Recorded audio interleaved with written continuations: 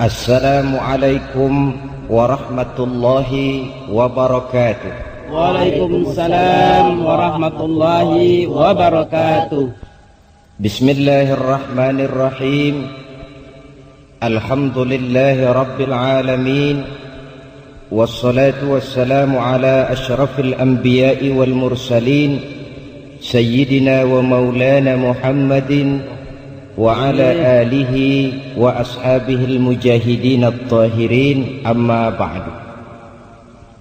Saudara-saudara kaum muslimin rahimakumullah,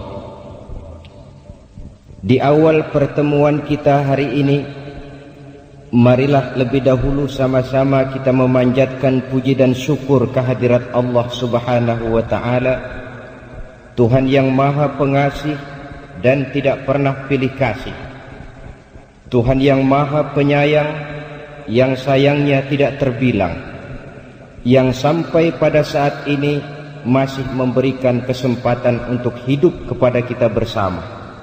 Dan hidup itu sendiri sekurang-kurangnya pada saat ini telah kita gunakan untuk sesuatu yang insya Allah bernilai ibadah.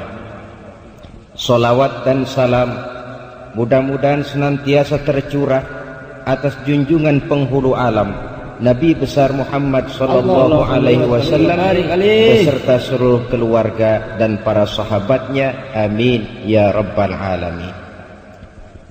Saudara-saudara, kita semua maklum bahwa segala sesuatu dalam kehidupan ini mempunyai ciri. Ciri membentuk identitas yang pada gilirannya akan menentukan kualitas dari sesuatu. Begitulah misalnya gajah dikenal orang karena gadingnya, badak diburu orang karena culaknya, dan rusa menjadi indah karena tanduknya. Kalau ciri segala sesuatu sudah hilang, biasanya kualitasnya akan menurun. Gajah yang kehilangan gadingnya tidak lagi akan diburu orang. Badak yang tak bercula tidak lagi akan dikejar orang. Dan rusa yang kehilangan tanduknya akan kehilangan keindahannya. Pindah dari contoh ini kepada soal iman, maka sesungguhnya orang-orang mukmin pun mempunyai ciri. Yang ciri ini akan membentuk kualitas kita sebagai seorang mukmin. Apabila ciri ini ada, maka nilai iman kita adalah nilai yang berkualitas. Karena itu pada pertemuan kita kali ini yang akan kita jadikan pokok pembicaraan, apa sih sebenarnya ciri-ciri orang mukmin itu? Berangkat dari surah Al-Anfal ayat 2 dan 3, Allah subhanahu wa ta'ala menjelaskan, A'udzu billahi minasyaitonir rajim. Innamal mu'minun, sesungguhnya yang benar-benar dinamakan orang beriman itu ialah. Saudara lihat, ayat ini diawali dengan kalimat innama, yang dalam kaidah bahasa Arab dia dinamakan huruf taukid untuk memperkuat maksud dari suatu pembicaraan. Innamal mu'minun, sesungguhnya yang benar-benar dinamakan orang mukmin itu ialah yang di dalam dirinya terkumpul 5 ciri sebagai yang dijelaskan dalam kalimat berikutnya. Marilah kita perhatikan ciri ini satu demi satu dengan harapan mudah-mudahan keseluruhannya terdapat dalam diri kita masing-masing. Amin ya rabbal alamin. Ciri yang pertama, saudara, orang mukmin itu idza dzukirallahu wajilat qulubuhum. Manakala disebut nama Allah bergetar hatinya. Nama Allah sanggup menggugah jiwa dan perasaannya. Nah, masalahnya bagaimana ini bisa terjadi? Kita tahu dalam hidup ini Allah cuma memberikan satu hati kepada kita. Dalam hati yang satu itu ada sejuta rasa. Logikanya, apa yang paling mengambil tempat terbesar di dalam hati kita, itulah yang kalau disebut hati itu akan bergetar. Contoh, kalau seseorang dalam hidupnya ini sebagian besar hatinya ditempati oleh harta, bila disebut harta, hatinya akan bergetar. Kalau seseorang hatinya itu sebagian besar diisi oleh pangkat dan jabatan, maka manakala disebut pangkat dan jabatannya, hatinya akan bergetar. Adapun orang mukmin, sebagian besar hatinya diisi dengan Allah. Manakala disebut nama Allah itu, bergetar hatinya. Ini alasan pertama. Alasan kedua, nilai psikologis, perasaan yang dekat. Seorang suami akan bergetar hatinya manakala nama istrinya disebut-sebut oleh orang lain. Seorang bapak akan bergetar hatinya kalau anaknya dibicarakan orang. Sebagaimana seorang anak pun akan tertarik perasaannya bila kedua orang tuanya menjadi bahan gunjingan orang. Ini rasa dekat. Seorang mukmin, seorang yang merasakan kehadiran Allah dekat dalam hidupnya, sehingga manakala disebut nama Allah, bergetar hati itu. Andai kata pun dia sendiri yang menyebut, nama Allah itu sanggup menggugah jiwa dan perasaannya. Tidak cuma bergetar untuk dirinya sendiri, tapi sanggup menggetarkan orang lain. Mari kita lihat beberapa contoh dari sejarah perjalanan hidup Rasulullah Sallallahu Alaihi Wasallam. Satu hari usai sholat zuhur, beliau berleha-leha lah, kata orang sekarang, bersantai-santai, rebah-rebahan di bawah pohon korma. Tengah beliau berebahan itu, datang seorang kafir yang memang rupanya sudah lama mengintai beliau, kapan Muhammad sendiri. Dihampirinya Rasul, sampai dekat dengan Rasul, dihunusnya pedang. Wahai Muhammad, katanya, kalau sekarang saya tebas batang lehermu, kira-kira siapa yang akan menolong kamu? Kemarin-marin boleh jadi kau bertingkah Muhammad, banyak temanmu. Sekarang ini kau sendiri. Jikalau saya cincang engkau, saya putuskan lehermu, siapa yang akan menolong kamu? Dengan tenangnya Rasul bangkit, lalu menjawab, Allah yang akan menolong saya, Daksur. Nah, Allah. Apa pengaruh ucapan ini dalam jiwa Daksur? Gemetar seluruh badan Daksur.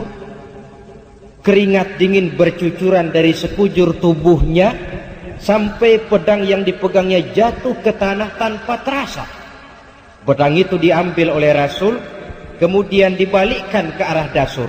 Nah, Daksur, kalau sekarang saya yang tebas batang lehermu, siapa yang akan menolong kamu?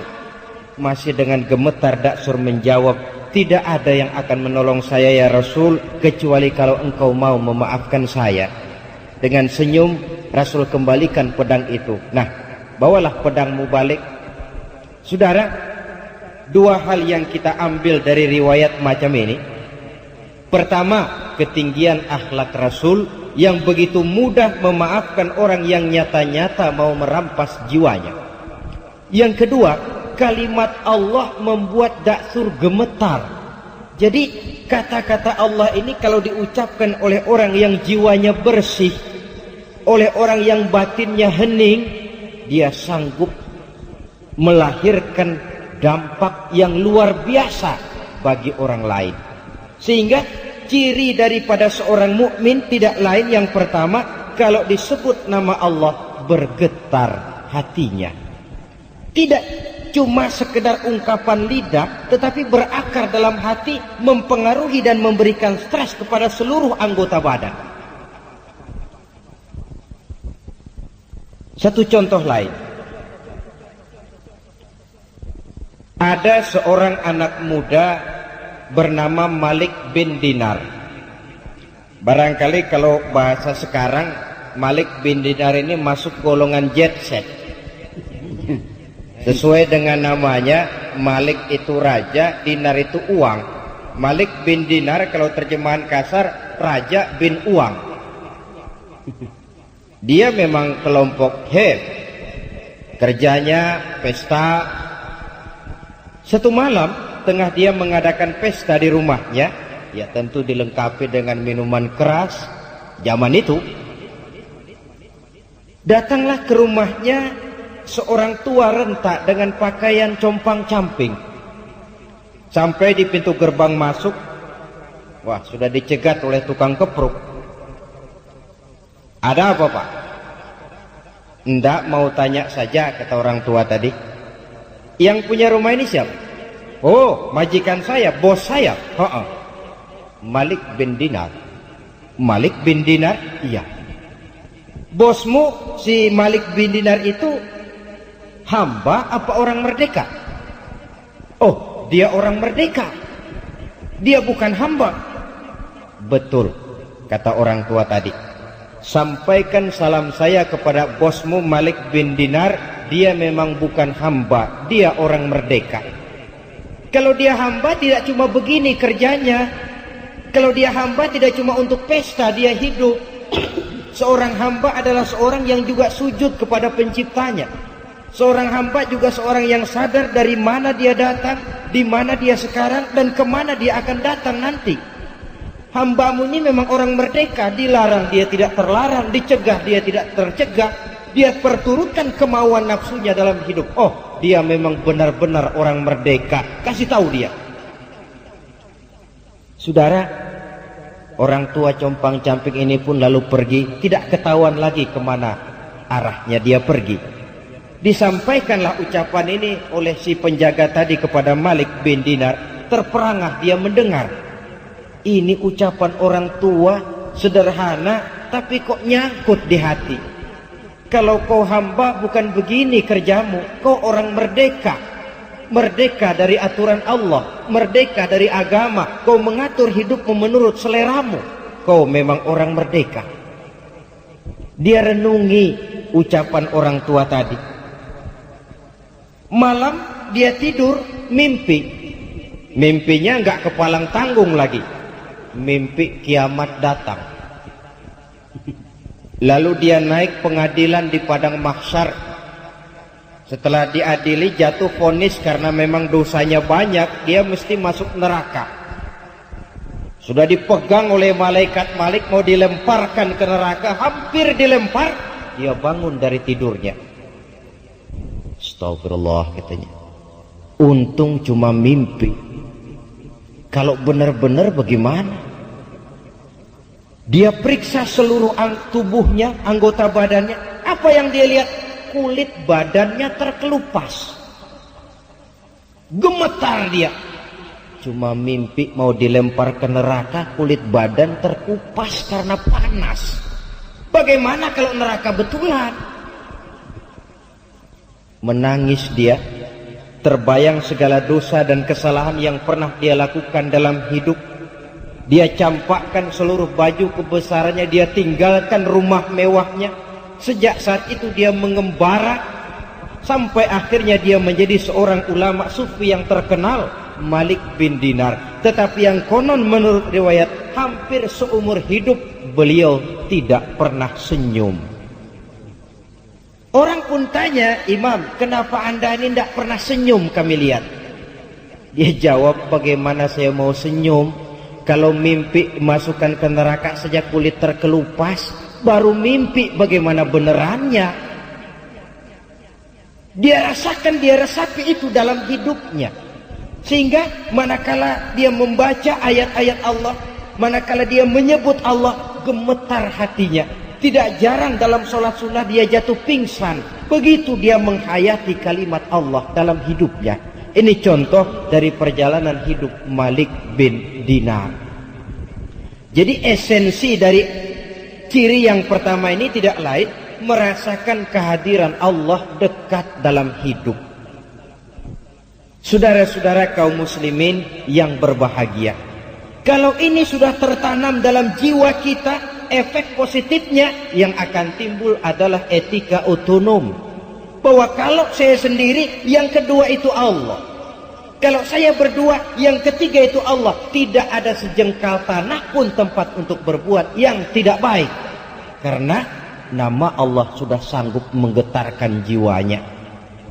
Barangkali kalau ciri ini melekatlah sudah dalam jiwa setiap orang mukmin, polisi akan sedikit istirahat. Hansip-hansip barangkali sudah waktunya untuk dibubarkan. Idza dzukirallah wajilat qulubuhum. Cukup nama Allah menggetarkan jiwanya, melahirkan etika otonom, disiplin yang tumbuh dari dalam jiwa sendiri. Celakanya kan kebanyakan etika sekarang ini etika heteronom, etika yang dipaksakan dari luar. Orang takut berbuat jahat karena undang-undang, karena polisi, karena ditongkrongi hansip. Mental kucing. Taruhlah lihat kucing, sepotong ikan di atas piring, taruh di depan kucing, kita tongkrongi, barangkali itu kucing nggak mau makan. Tapi sedikit kita lengah, habis ikan itu disambar. Sopannya kucing, lemah lembutnya kucing, kalau ditongkrongi, sedikit kita lalai, habis ikan itu disambar. Tidak mau melakukan kejahatan cuma karena takut polisi. Kalau polisi lengah, dia hajar. Takut berbuat yang tidak baik karena ada hansip ronda. Kalau hansip tidur, habis rumah orang digasak. Mentalitas kucing, etika yang belum tumbuh dari dalam jiwa sendiri. Nah, untuk menumbuhkan etika macam ini, agama merupakan sarana yang paling ampuh. Ciri utamanya merasakan kehadiran Allah dekat dalam hidup. Nah, baiklah ya, ini ciri yang pertama. Tinggal kita introspeksi. Saya ini kalau saya sendiri menyebut nama Allah, bagaimana pengaruhnya dalam hidup saya? Bagaimana pengaruhnya dalam jiwa dan hati saya? Kalau saya dengar orang lain menyebut Allah itu, bagaimana pengaruhnya dalam jiwa saya? Adakah itu atau tidak? Saudara, satu. Yang kedua, ciri orang mukmin itu, wa idza tuliyat alaihim ayatuhu zadathum imana. Apabila dibacakan ayat-ayat Allah, bertambah imannya. Ini ciri yang kedua. Orang mukmin kalau dibacakan ayat Allah, imannya tambah. Lalu saudara bertanya, Pak, apa iman itu bisa tambah? Dan kalau dia bisa tambah, tentu dia bisa kurang. Memang Al-Ghazali membagi iman itu dalam 3 klasifikasi. Pertama, tingkat iman yang beliau namakan la yazidu wa la yankusu. Tingkat iman yang tidak pernah tambah, tidak pernah kurang. Katakan iman stabil. Tambah tidak, kurang pun tidak. Iman siapa ini? Ini imannya malaikat, kata Al-Ghazali. Malaikat itu dari dulu, istilah saya dari tahun 1. Imannya ya gitu-gitu saja, tambah tidak, kurang pun tidak. Kenapa iman malaikat tidak pernah tambah? Sebab amalan malaikat itu monoton. Malaikat makhluk yang tanpa alternatif. Ada malaikat yang sejak diciptakan diperintahkan sujud, ya sujud saja sampai sekarang tidak bangun-bangun. Ada malaikat yang sejak diciptakan ditugaskan mencabut nyawa, ya nyawa saja operasinya. Ada malaikat yang sejak diciptakan ditugaskan mengatur rezeki, ya rezeki saja diatur. Amalannya monoton. Ya kalau kita kan amalan kita banyak. Saat ini dengar ceramah, datang malam kita tahajud, siang kita bisa baca Quran, ada rezeki sedekah. Amalan kita banyak. Malaikat amalannya cuma satu macam. Tapi sebaliknya, iman malaikat pun tidak pernah kurang. Buktinya, malaikat tidak diberikan nafsu. Kecenderungan berbuat yang melanggar aturan Allah tidak ada sama sekali. Kan nggak pernah ada berita ada malaikat nyabet radio. Tidak ada perbuatan negatif yang dilakukannya. Jadi wajar kalau imannya lalu stabil. hampir tidak ada tantangan dalam hidup malaikat itu. Kalau bahasa kasar, kehidupan malaikat bukan kehidupan perjuangan. Dia makhluk yang secara instinktif diciptakan untuk taat kepada komando Allah tanpa secuil pun keinginan untuk membangkang. Makhluk tanpa alternatif. Yang kedua, kata Al-Ghazali, imanun yazidu wa la yanqusu. Tingkat iman yang tambah terus dan tidak pernah kurang. Nah, ini imannya para anbiya wal mursalin, para nabi, para rasul, imannya tambah terus tidak pernah kurang. Iman plus. Coba lihat, dalam sejarah tidak ada seorang rasul pun yang dianak emaskan.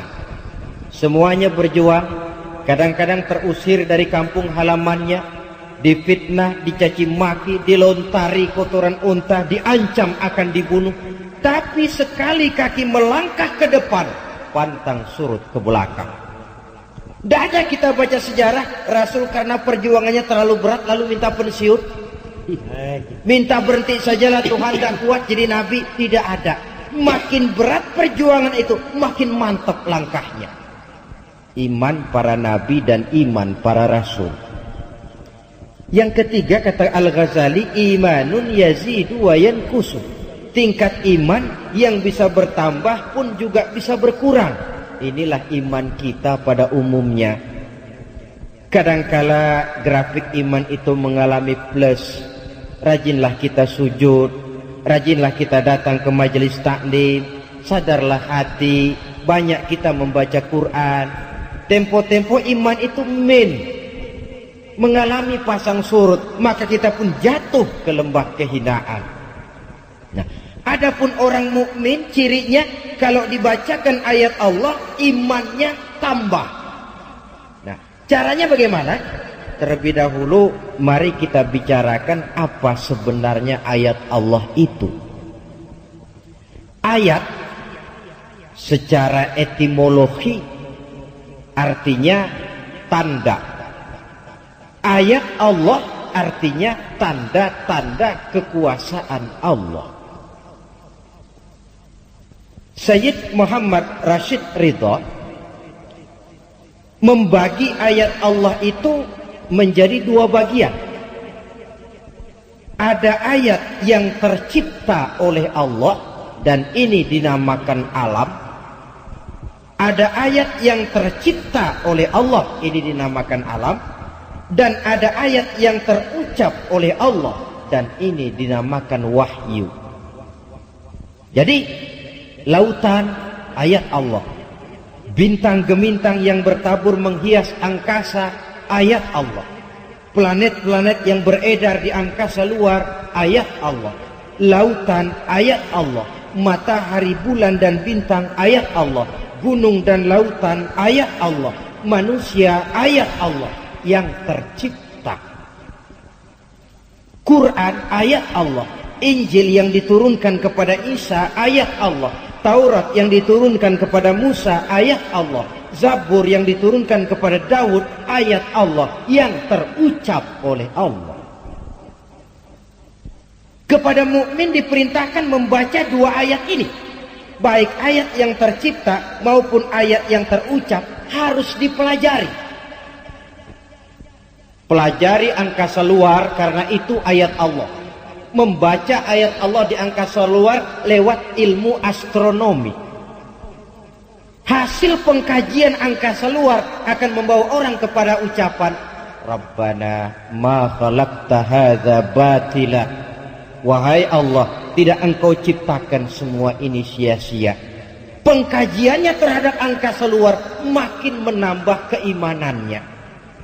Dan nilai ilmiahnya memperkuat keimanannya. Jangan macam seorang astronot dari negeri Soviet, ya maklumlah Soviet namanya. Apa dia bilang? Bertahun-tahun saya meneropong angkasa luar, nggak pernah ketemu yang namanya Tuhan. Ya pantas kalau memang motifnya sudah begitu. Mukmin tidak. Lautan ayat Allah, baca, kaji, pelajari lautan itu lewat disiplin ilmu yang disebut ilmu oceanografi. Apa manfaat dari lautan itu? Hasilnya minyak bumi kah, mutiara kah, ikannya kah? Hasil mengkaji laut, zadathum imana, tambah imannya. Dia baca bumi sebagai ayat Allah ini lewat ilmu geografi, mempelajari struktur susunan kulit bumi, kenapa bisa terjadi gempa, kenapa bisa timbul erosi, kekayaan apa yang ada di perut bumi. Hasil pengkajiannya zadathum imana, akan bertambah iman. Kalau kemarilah pola kita berpikir, bukan cuma di pondok pesantren kita bisa memperkuat iman. Masuk IPB bisa mendalami iman, masuk ITB bisa memperkuat iman, di fakultas kedokteran mempelajari anatomi tubuh manusia sanggup memperkuat iman. Mempelajari ayat Allah yang tercipta oleh Allah. Ini ayat pertama, ayat yang tercipta oleh Allah. Lalu ayat yang kedua, ayat yang terucap oleh Allah, dan ini dinamakan wahyu. Bagaimana caranya kalau wahyu Allah dibaca, iman tambah? Saudara, kita saja yang umumnya tidak mengerti arti Al-Quran, kalau dia dibacakan dengan khusyuk bisa mendatangkan daya tarik tersendiri. Apalagi kalau kita mengerti apa yang dibacanya. Sehingga pada saat Quran dibacakan orang, konsentrasi pikiran ini tidak hanya tertuju kepada kemerduan suara si pembaca, tetapi sudah beralih kepada apa isi yang dibacanya itu. Dia dengar orang baca misalnya, alam taro kaifa fa'ala rabbuka bi ashabil fil alam yaj'al kaidahum fi tadlil wa arsala alaihim tayran ababil. Tergambar oleh dia peristiwa sejarah bagaimana ketika Abrahat mau menghancurkan Ka'bah dengan tentara gajahnya, Allah utus burung ababil, tentara gajah yang begitu luar biasa, hancur berantakan oleh kekuatan ababil yang diturunkan Allah. Allahu Akbar. Lalu membaca ayat ini, maha benar Allah, tambah imannya. Jadi tidak cuma sekedar terfokus kepada kemerduan suara si pembaca, tetapi kepada isi yang dibacanya. So kalau hanya terfokus kepada kemerduan suara si pembaca, boleh jadi yang dibaca ayat yang mengancam neraka, tapi si pendengar malah toyib, toyib, Allah, toyib. Itu kalau sudah pemikiran hanya terpusat kepada kemerduan suara si pembaca. Untuk menambah kekuatan iman, tidak hanya itu, tetapi juga memahami apa yang dibaca dari ayat-ayat Allah. Ideal memang, kadang-kadang di satu pihak kita sangat pandai membaca Allah yang terucap, wahyu. Tapi di lain pihak kita gagal membaca ayat Allah yang tercipta berupa alam ini. Sehingga boleh jadi minyak kita di laut disedot orang lain, boleh jadi ikan kita di laut digarap orang lain. Nah, sementara itu di lain pihak ada orang-orang yang sangat pandai mengkaji ayat Allah yang tercipta, tapi buta terhadap ayat Allah yang terucap. Doktor dia di bidang ilmu bumi, doktor dia di bidang ilmu alam, tapi buta terhadap Al-Quran umpamanya. Ketimpangan-ketimpangan semacam ini setidaknya merupakan bahan pemikiran kita untuk menciptakan keseimbangan minimal untuk generasi mendatang. Supaya apa? Supaya pandailah kita membaca ayat Allah, baik yang tercipta dalam bentuk alam ini maupun yang terucap dalam bentuk wahyu. Kalau kedua ayat ini sudah pandai kita baca, maka insya Allah manakala dibacakan ayat-ayat Allah bertambah iman. Sekali lagi, baik ayat yang tercipta oleh Allah maupun ayat yang terucap oleh Allah. Inilah ciri orang mukmin yang kedua. Yang ketiga, saudara-saudara, ciri orang mukmin itu wa 'ala rabbihim yatawakkalun. Mereka hanya berserah diri kepada Allah. Mereka hanya bertawakal kepada Allah. Dengan semakin majunya perkembangan ilmu dan teknologi telah mengantarkan masyarakat dunia ini kepada satu affluent society, satu masyarakat serba ada. Orang sudah menerapkan pola hidup yang mereka namakan knob life, hidup tekan knob. Kayaknya kebahagiaan itu sudah hampir dijangkau oleh manusia. Tapi seiring dengan itu kita pun melihat ekses. Sulitnya lapangan kerja, persaingan hidup yang makin tajam, kejenuhan akibat fasilitas hidup serba ada, yang diiringi oleh kebingungan untuk apa semua itu, sehingga melahirkan pola hidup yang aneh-aneh.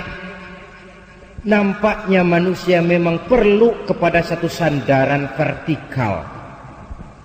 Dan sandaran vertikal itu dengan kacamata Quran tidak lain adalah Allah Subhanahu wa ta'ala. Istilah saya, kalau saudara dalam hidup ini perlu backing, carilah backing yang serba maha. Taruhlah saudara punya backing apa? Kolonel, dia pensiun, habis sudah. Jenderal, dia pensiun, selesai sudah. Adapun yang serba maha ini, dia maha gagah, dia maha tahu, dia maha bijaksana, dia maha kaya. Itu yang sewajarnya kita jadikan backing dalam kehidupan ini. Kita yakin Allah maha mengatur segala sesuatu. Kenapa lalu kita tidak bertawakal kepadanya? Tetapi yang perlu saya garis bawahi, tawakal ini bukan upaya nomor satu. Sebab dalam kehidupan ada manusia yang tidak mau berusaha lalu menyerahkan saja persoalan ini kepada kehendak Allah. Ini yang disebut Jabariyah barangkali, fatalism, predestination. Orang yang sudah nyerah sebelum perang tentu tidak bijaksana. Peranglah dulu, perkara nanti kalah itu nanti. Tapi bahwa perlawanan harus ada, itu mesti. Sebaliknya di pihak lain ada orang yang sangat mengandalkan kepada usaha. Dia percaya betul kalau dia begini dia akan begitu. Tidak ada keterikatan kepada Tuhan, kepada Allah. Yang disebut qadariyah, free will, free act. Bahwa manusia diciptakan merdeka, bahwa manusia menentukan perbuatannya sendiri. Kita jembatani saja kedua pendapat ini. Di satu pihak memang benar segala sesuatu sudah ditentukan Allah, tetapi di lain pihak ketentuan Allah itu tidak diberitahu kepada kita. Karena tidak diberitahu itulah kita berusaha sebagai manusia yang terikat kepada sunnatullah. Sunnatullah itu kalau kata orang sekarang hukum alam, natural of law, hukum kausal. Kalau tidak makan, ya lapar. Perkara ada orang tidak makan tapi kenyang, itu di luar yang seharusnya. Natural of law, hukum sebab akibat. Kalau begini, mesti begitu. Sebagai makhluk yang terikat oleh sunnatullah, apapun yang mau kita lakukan, harus kita ikuti jalur sunnatullah ini. Bahwa kalau ini yang kita kerjakan, ini yang akan timbul. Tetapi oleh karena bingkai iman kita mengajarkan sepanjang yang kau bisa lakukan cuma sekedar berusaha dan berusaha, hasil usahamu itu sepenuhnya di tangan yang serba maha. Disinilah perlunya tawakal. Jadi kalau boleh saya berikan nomor urut, yang pertama seorang mukmin itu harus berusaha dan berikhtiar untuk mencapai sesuatu. Yang kedua dia harus berdoa, dan yang ketiga barulah dia bertawakal. Saya kepengen jadi dokter, tentu saya harus berusaha. Usahanya apa? Ya saya kuliah. Kuliah itu dinamakan usaha. Lalu kuliahnya di mana? Fakultas Kedokteran. Nah, Fakultas Kedokteran itu namanya ikhtiar. Kalau saudara mau jadi dokter tapi kuliah di Fakultas Ekonomi, itu usaha tapi tidak ikhtiar. Mau kaya tapi beli judi, itu namanya usaha. Membelinya itu usaha kok, tapi tidak ikhtiar karena judi hal yang diharamkan oleh agama. Oh, saya usaha kok cari rezeki biar masang-masang begini kan kalau dapat rezeki namanya. Usahanya iya, tapi kan tidak ikhtiar. Masa mau jadi dokter kuliahnya di Fakultas Teknik atau di Fakultas Ekonomi kan keliru. Jadi usaha harus diiringi dengan ikhtiar. Setelah usaha sudah, ikhtiar sudah, doa. Ya Allah, saya ini ingin jadi dokter ya Allah. Saya sudah usaha kuliah ya Allah. Dan usaha kuliahnya di Fakultas Kedokteran lagi. Usaha betul, ikhtiar betul. Namun ya Allah, segalanya tergantung kepadamu. Saya bermohon berikanlah keberhasilan apa yang saya cita-citakan ini. Berdoa kepadanya. Usaha, ikhtiar, doa. Setelah berdoa, barulah bertawakal. Usaha sudah, ikhtiar sudah, doa pun sudah, terserah Engkau ya Allah. Supaya apa ini tawakal ini? Kalau berhasil tidak lupa diri, kalau gagal tidak putus asa. Sebab ini penyakit dunia modern. Kalau dia berhasil dia tepuk dada, kalau dia gagal dia frustasi. Tawakalnya yang tidak ada. Berhasil dia, hilanglah Allah dalam hidupnya. Semuanya karena usaha saya sejak kecil, peras keringat banting tulang setengah mati. Allah, gak ada Allah itu. Kalau dia gagal, dia mudah frustasi, putus asa, mencari jalan keluar. Ya, kalau positif jalan keluarnya. Kalau negatif, tentu akan merusak dirinya sendiri. Saudara-saudara, ada orang yang hanya berdoa saja, usahanya pun berhasil. Ada. Tapi kan bukan macam kita orangnya. Jangan lupa, semua doa Allah dengar, semua permohonan Allah kabulkan. Cuma pengabulannya itu ada yang cash. Begitu dia berdoa, begitu diberikan Allah. Ada yang kredit, diberikan tapi tidak seperti yang diminta. Misalnya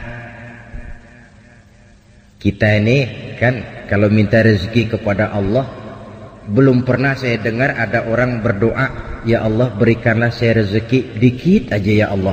Belum pernah. Kalau sudah minta rezeki mesti ya Allah berikan saya rezeki yang banyak.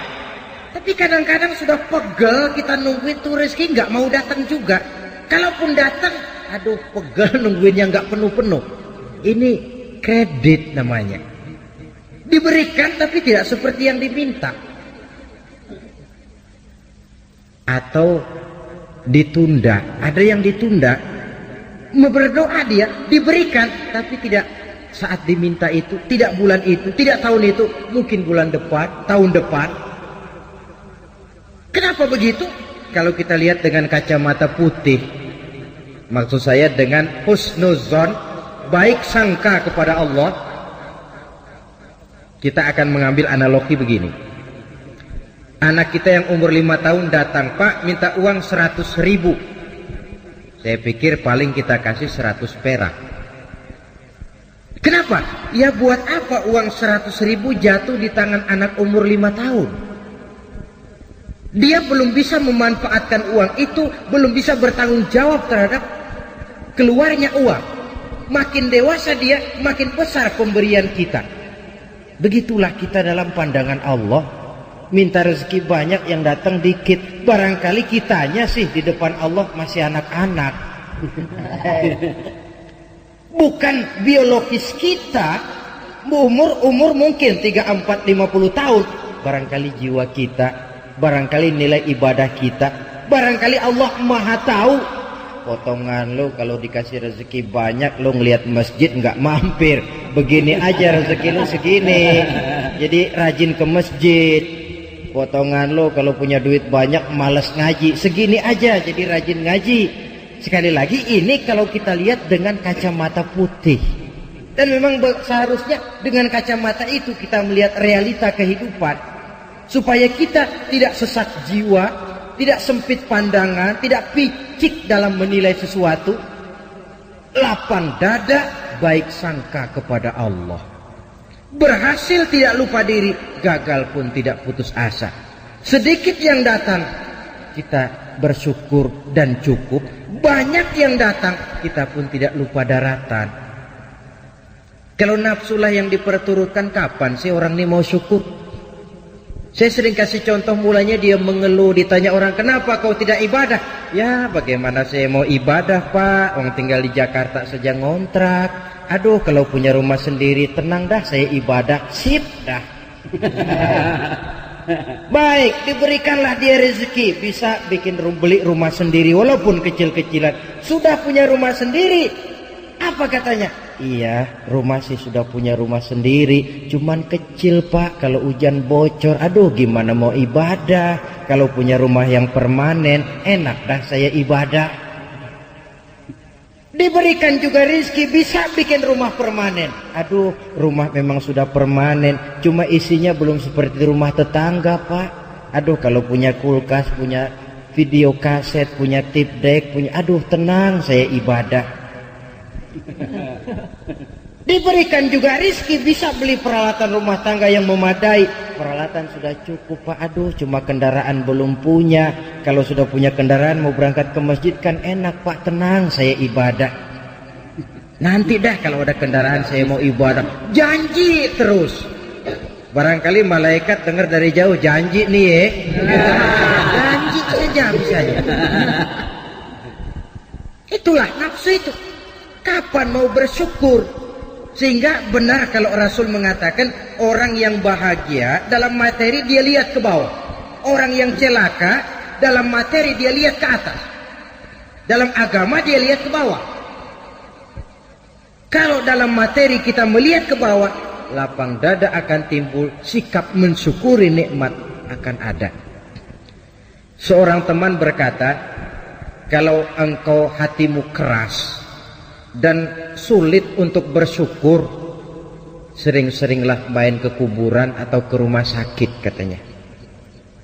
Kau diri saja di depan itu emergency room, ruang darurat gawat, yang tiap menit datang orang keluar dari ambulan, yang kakinya terpisah, yang tangannya putus, yang kepalanya pecah. Kalau sudah melihat begitu nggak mau syukur juga, memang batu tuh. Atau sering-seringlah main ke kuburan, hayati yang kau lihat. Engkau 2 tahun yang lalu masih ada bersama saya, engkau masih ngobrol sama saya, sekarang tinggal tulang belulang di sini. Kemana wujudmu? Engkau sekarang, saya akan menyusul. Dari situ tertanam kesadaran, sehingga seorang sufi, Sufyan Tsauri namanya, dia pernah membuat lubang kubur di sebelah kamar tidurnya, lengkap dengan liang lahatnya. Kalau dia malas ibadah, dia turun ke lubang kubur yang dia buat itu, dia berbaring di situ, seperti orang mau dikubur saja. Dia nasihati dirinya, nah lo nanti begini, sekarang baru coba-coba masih bisa bangun, masih bisa sholat, ayo bangun sholat. Kalau benar-benar sudah begini ditutup dengan dinding ari, tidak ada lagi kesempatanmu berbuat baik. Dia nasihati dirinya sendiri. Sebab maaflah saudara, memang paling sulit sih menasihati diri sendiri, paling sulit. Orang lain yang saya lakukan macam ini, saudara bisa mendengar, tapi nasihat yang paling mantap sesungguhnya kalau nasihat itu datang dari jiwa kita sendiri. Dan dalam hidup ini kan nasihat tidak cuma yang terucap orang, yang kita lihat bisa jadi nasihat. Pertumbuhan biologis kita jadi nasihat. Kau lihat ubanmu sudah bertabur, kau lihat kulitmu mulai mengendur, kau tahu kau cuma sanggup makan bubur, kau tahu matamu sudah kabur. Kau sadar sudah dekat ke lubang kubur? Atau nasihat yang timbul dari dalam jiwa, dari dalam hati-hati ini membisik, hidup tidak pernah berjalan ke belakang, Bu. Mundur, hancur, berhenti diinjak orang. Tidak ada kata berhenti dalam hidup ini. Sekali maju, melangkahlah terus. Saudara hadirin yang saya hormati, kita kembali kepada masalah pokok kita, bertawakal, menyerahkan hasil usaha kepada Allah. Ingat ya, hasil usaha, bukan usahanya. Kalau usahanya kita yang kerjakan, hasilnya serahkanlah kepada Allah. Nah, tawakal ini akan lebih mantap kalau diiringi dengan perbuatan yang mendekatkan kita kepada tempat yang kita jadikan bertawakal. Oleh sebab itu, ciri yang keempat ini menyambung, menguatkan yang ketiga tadi. Apa ciri yang keempat? Alladzina yuqimunas shalah. Orang-orang mukmin itu ialah mereka yang mendirikan sholat. Tawakal kepada Allah tidak cuma dalam bentuk ucapan. Udah, serahin aja deh sama Tuhan, ntar juga beres. Iya, tapi kalau nggak sholat, penyerahan itu kok rasanya, istilah Jawa, kurang marem gitu. Nggak marem, nggak mantap. Penyerahan yang tanpa diiringi dengan pendekatan kepadanya kan konyol. Udah, serahin gubernur aja dah. Gubernurnya nggak kenal sama kita. Bagaimana mau diserahkan persoalan itu kepada beliau kalau beliau kenal saja kepada kita? Tidak. Serahkan persoalan ini kepada Allah. Iya, kau kenal tidak Allah? Kau sering berkunjung kepadanya atau tidak? Penyerahan persoalan kepadanya akan lebih mantap kalau kita memang dekat dengannya. Sarana komunikasi yang paling efektif buat mendekati Allah terletak pada ciri yang keempat ini. Alladzina yuqimunas shalah. Mereka mendirikan sholat.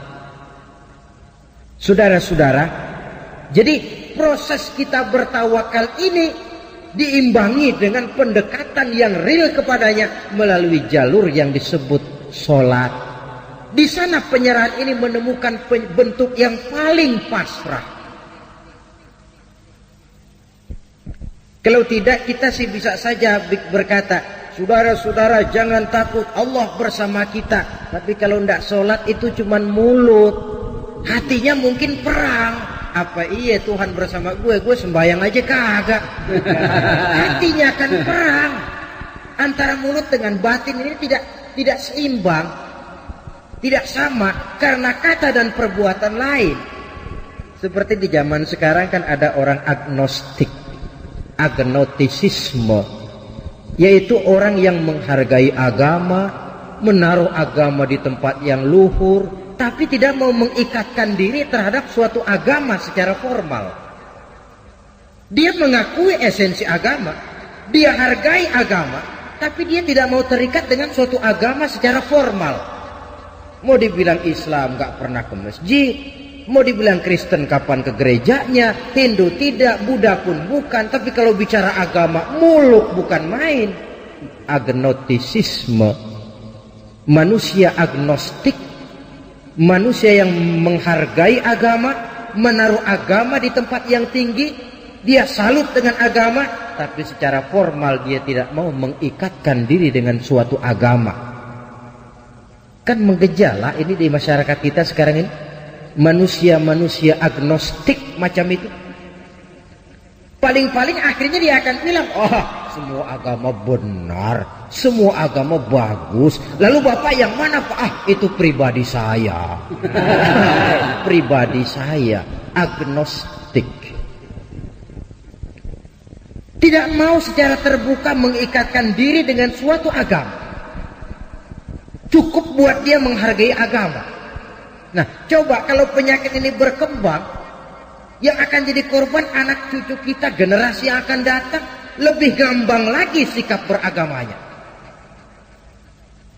Itulah sebabnya sering saya ungkapkan, kita tidak hanya perlu orang yang berilmu agama, tapi juga kita perlu orang yang berjiwa agama.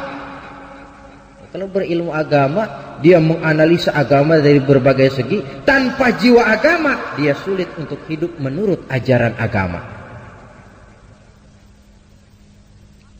Saudara hadirin yang saya hormati, oleh karena itu sholat sekali lagi merupakan sandaran vertikal dalam kerangka memperkuat sifat tawakal kita kepada Allah.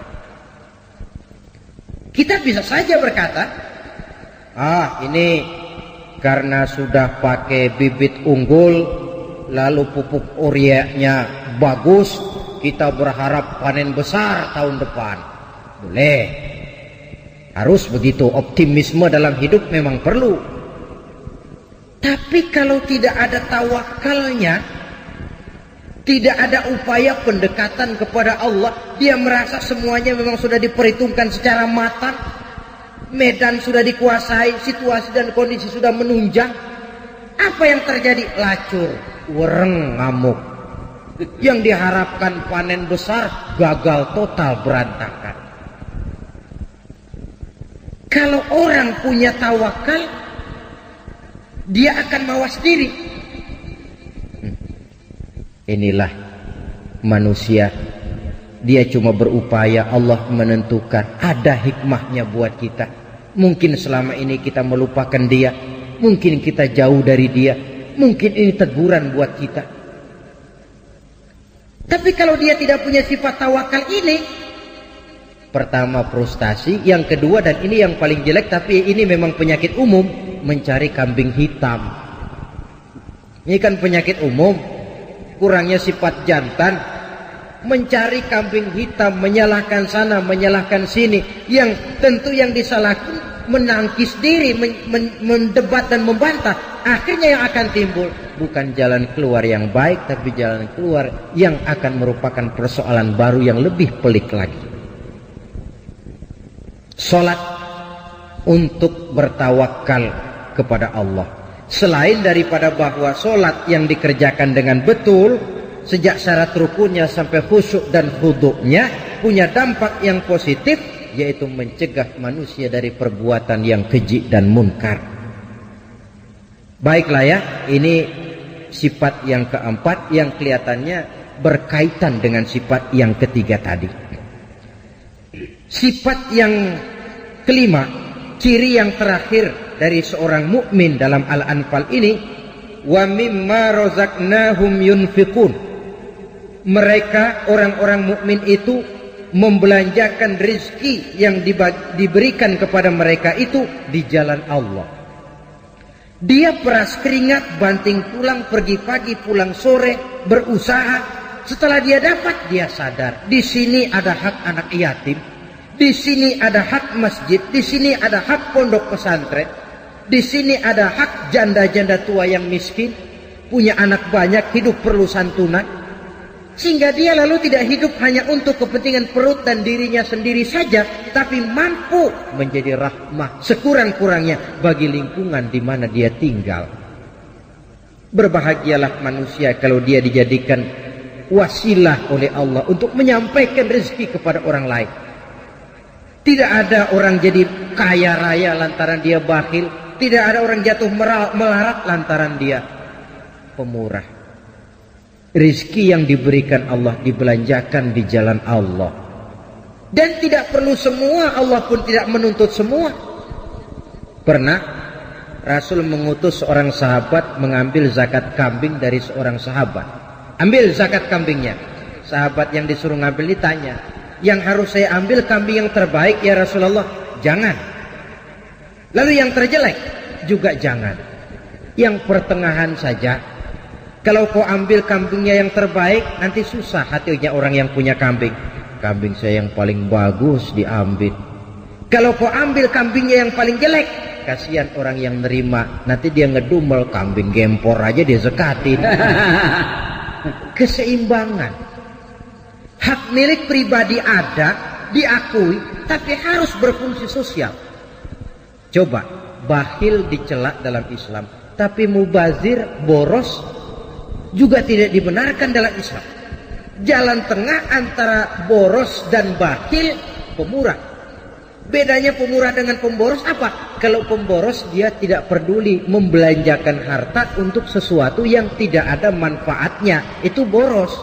Lah kalau pemurah, harta ini dia belanjakan dalam sesuatu yang jelas ada manfaatnya. Maka bersabdalah Nabi, Ar-rahimuna yarhamuhumur rahman, irhamu ahlal ardi yarhamkum man fis sama. Orang-orang yang punya belas sifat kasih akan dikasihi pula oleh Allah. Sebab itu sayangi apa yang ada di permukaan bumi, nanti yang di langit akan sayang pula kepadamu. Akan berlimpah kasih sayang dan rahmat Allah kepada kehidupan. Alangkah nikmatnya kalau yang kaya sayang kepada yang miskin lalu menolongnya, yang alim sayang kepada yang awam lalu membimbingnya, yang berkuasa dan kuat sayang kepada rakyat yang lemah lalu melindunginya, akan turun rahmat Allah, akan tercipta kehidupan yang tenang, damai dan tentram. Sebaliknya, kalau yang kaya memakan yang miskin, yang alim membodoh-bodohi orang yang memang sudah bodoh, yang kuat dan kuasa malah menekan kepada yang lemah, hidup ini akan jadi bencana. Yang timbul bukan lagi kebun dunia yang indah permai, tapi barangkali neraka dunia yang membuat kita tidak kerasan menjalani hidup ini. Saudara-saudara, agaknya inilah pembicaraan kita pada pertemuan kali ini. Saya ingin mengakhiri uraian ini dengan satu cuplikan peristiwa kecil. Al-Hasan pernah bertanya kepada seorang laki-laki, "Amu'minun anta?" Apakah kamu orang mukmin? Orang ini menjawab, kalau yang dimaksud dengan mukmin itu beriman kepada Allah, malaikat, kitab, rasul dan selanjutnya, ya saya mukmin. Tapi kalau yang dimaksud mukmin seperti yang dikatakan Allah dalam ayat Anfal ayat 23 yang kita bicarakan ini, saya enggak tahu saya termasuk mukmin apa enggak, katanya. Ini jawaban orang itu dan ini jawaban kita barangkali. Kalau soal iman kepada Allah, malaikat, kita, pokoknya kepada rukun iman yang 6, ya kita mukmin. Tapi kalau sudah bicara Anfal ayat 2 dan 3, apakah kita mukmin? Secara jujur, marilah kita mencoba menjawabnya. Yang pada akhirnya jawaban itu akan kita terjemahkan dalam perbuatan kita untuk menyesuaikan antara ciri dengan keadaan kita. Semoga menjadilah kita orang mukmin sebenarnya seperti yang dikehendaki Allah dalam Al-Anfal ayat 2 dan 3. Amin ya rabbal alamin. Nah, saudara, sekianlah jumpa kita kali ini. Walaupun yang saya sampaikan singkat, mudah-mudahan ada manfaatnya. Terima kasih banyak atas segala perhatian. Mohon maaf atas segala kekurangan. Usikum wa nafsi bitaqwallah. Aqulu qawli hadza fa astaghfirullahal azim li wa lakum. Wassalamu alaikum warahmatullahi wabarakatuh. Waalaikumsalam warahmatullahi wabarakatuh.